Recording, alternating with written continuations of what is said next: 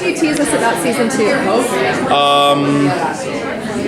So, well, first of all, I'm a cage fighter, and no. Wow. Yeah, a bit of a sharp right turn there. What can I tease you about season 2?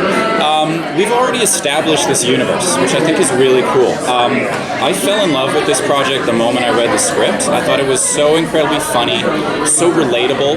It's kind of self-aware in the way that it makes these references to pop culture, what's going on in today's world. It's not afraid to ever go for the punchline in a scene, which I think is really cool. It keeps it, there's this feeling of, you never get too mired or bogged down in the dark, magical drama of the whole thing, and people are getting murdered and disemboweled and all this grisly stuff.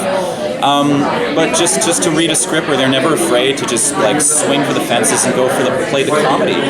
It was incredibly refreshing, just from a standpoint of getting a first script and getting your initial impressions of the script.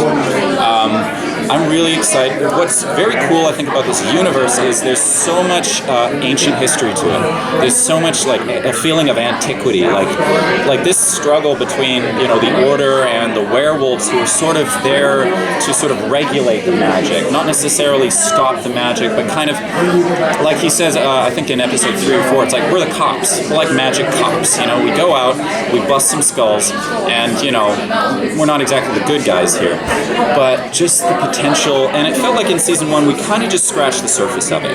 Like there's this giant ocean that we could potentially dive into with the history. I mean, what was it like back in the Middle Ages when the knights were running around and the Order were up to their thing, or the Renaissance, or the Industrial Revolution. You can imagine there was some kind of crazy, that in itself would be a series. And so I'm really excited for us to hit the ground running with season 2.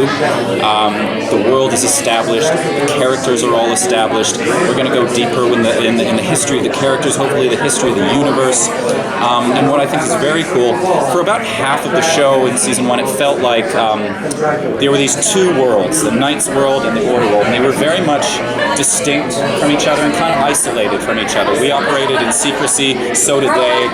We weren't exactly aware of each other's presence. Now, we've been magically, whatever, the Men in Black Flash thing, which, seems to only be like a temporary solution to things. It's not a permanent fix. So I'm going to be very curious. I'd be surprised if we weren't aware of each other's existences. And I think from day one, if that's the truth, then the potential to get into some really interesting conflict, storytelling, different relationships.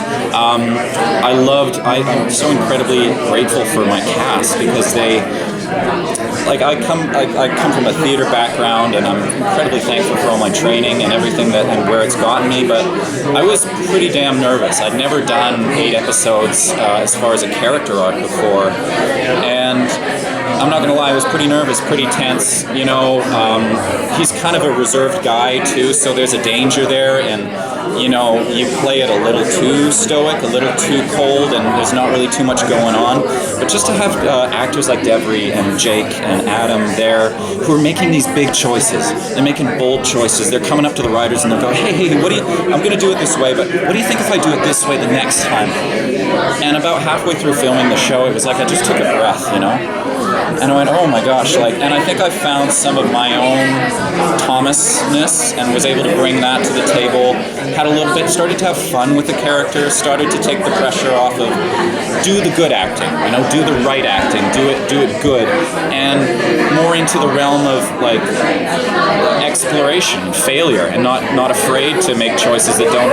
I remember there was this great moment where we throw Jack in the basement and we're trying to figure out whether to kill him or not, and we were having some drinks and whatever, and we walk into the room after making our decision, and Shelley, one of the writers, goes on the second take, she goes, all right, that's awesome, it's good. I need you drunker, all right? I need you to turn up the drunk. And I go, here's what I think about Hamish and his drinking. I think he only appears drunk. You know, because he's always behind the bar, he's always mixing the drinks, he's always in control of the flow of the liquor, and he's always winning the drinking games. So if you're good at drinking games, generally you don't get that drunk, you know what I mean? The purpose is to get the other guy drunk. So I had this whole theory that really it's more of a control thing. You know, he likes to control the alcohol because he likes to control the room, he likes to control the situation, and if he's in control of the situation, people don't die. And I think that's what he's really afraid of, is losing someone else that he cares about. So I give her this whole thing, and I'm very proud of myself, you know, in this moment. And Shelley goes, that's not the character we're writing. So, which, you know, to be honest, doesn't really change much in terms of the performance. You know, you take the note and you do it. You turn up the drunk a little bit. It's like a thermostat. You just kind of, you go, okay, you want a little bit more of that? No problem. You dial it up. But to just feel like I had a responsibility to bring something to the table was an incredible feeling. And then the learning experience of you can't be too precious about these ideas at the same time. You need to be willing to be like, you know, if it doesn't work in that moment, it's no problem. But there is a responsibility, I think, in terms of you got to be the expert on this particular guy. And if you're not, you don't deserve to do it. That's as far as I know. There's a lot of humor, especially with the bar scenes. And I'm curious to know, do you have any wiggle room for improv? Because I always find Adam is such a goofball. It seems like a lot of his stuff seems improv. Yeah. So I was curious to know that. Yeah, they created this incredible environment, this atmosphere of play, exploration.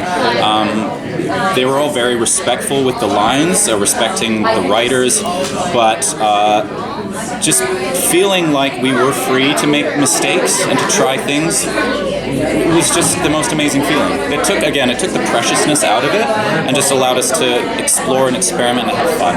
And I think it reads in the show. Yeah. I'm sorry. That's okay. I've been prattling on. Thank you so much. Thank you. Thank you.